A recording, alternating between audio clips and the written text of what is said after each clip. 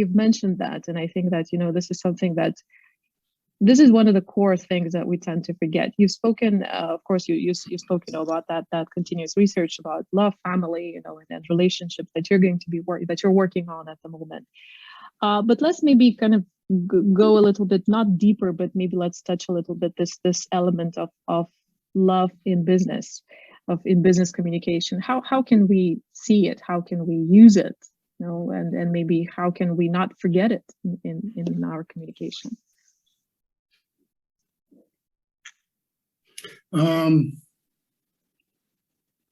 Well, I think in a couple of ways. First of all, I can get at this kind of indirectly first. I mean, one of the reasons for studying love, which is that I had, was everybody's a genius. At least all women are geniuses about their love life. Men, not so much, but but of the over 100 women that I've interviewed in different countries of the world, they've all been very smart about analyzing their love life in micro detail. There's maybe one man out of 40 who shows some intelligence in detailing their love life. Not many. It's interesting. But one of the reasons one of the reasons I study love is because love is one of the few conditions under which people make volitional sacrifices for other people. And I think it's very important for the world to sustain itself that people are willing to make volitional sacrifices for the sake of the public good. So global warming, the pandemic, there are times we have to make sacrifices for the public good, and that's become a difficult thing. But that's all rooted somewhere in love, in caring. Mm-hmm. I mean, so love doesn't have to be just romantic love, but love is a way that we're volitionally altruistic.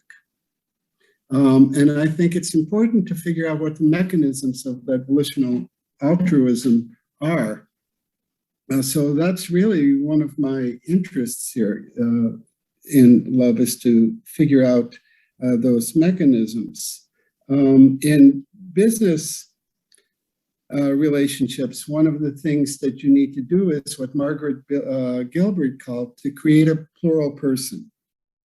So if I'm talking to you and if I'm person X and you're person Y, and you're in it for your profit and I'm in it for my profit, and we can never come to a kind of a understanding of me and you as a we, then it becomes a little bit harder to figure out how to cooperate to get things done. We may not make as much profit as a we, as if I'm an I and you're a you, but me versus you kind of relationship may work in business relationships where there's a dominant hierarchy. So if I'm the master and you're the slave, then I can tell you what to do, and I don't have to worry about the we, unless there's a bunch of you and you're going to revolt against me.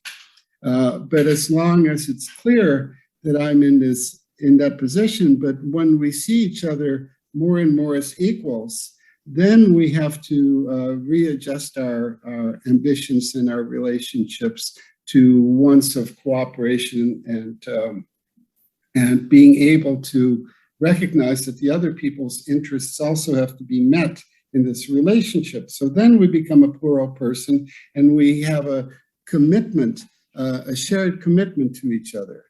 And we do this all the time in driving. You know, I live on Pulaski Street. It really is busy, too busy with cars, because there's all this, all these apartments going up here, and there's all sorts of construction being done. So a road where two cars can pass now is where one passes. So they have to cooperate all the time that somebody is going to slow down so somebody else can pass.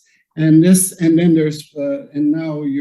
the pedestrians like me, because I don't have a car, we're walking and dealing with the same thing. So there's a lot of cooperation that goes on. And in that sense, we become plural persons because it's for everyone's benefit, and we make little sacrifices along the way, hopefully without getting too angry at each other for doing that. But for the most part, human beings seem to be able to manage creating a plural person in which both parties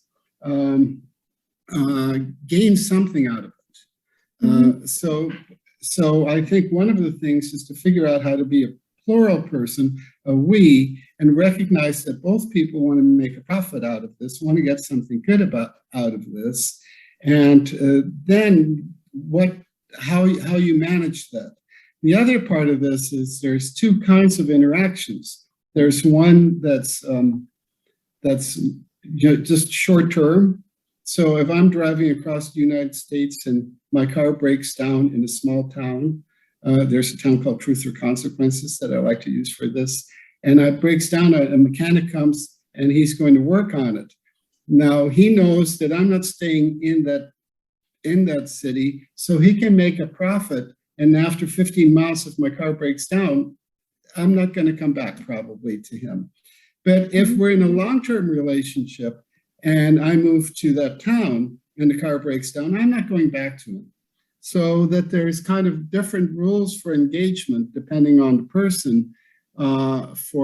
For iterative relationships, that is, if you're doing business with the same client and you want return business with the person, or it's a one-time only thing. The one-time only thing just depends on if you're a jerk or not a jerk. But the iterative one, even if you're a jerk, you want to treat that person better because you want them to come back, and they aren't going to come back more than 2 times. If they feel they've been ripped off both times. So then you have to figure out a way to form a plural person. And that means making a commitment in which you signal your commitment to that person, not just in what you say, but in what you do. And it has to be vice versa. Biz Culture. This is the podcast about the meaning of concepts in business.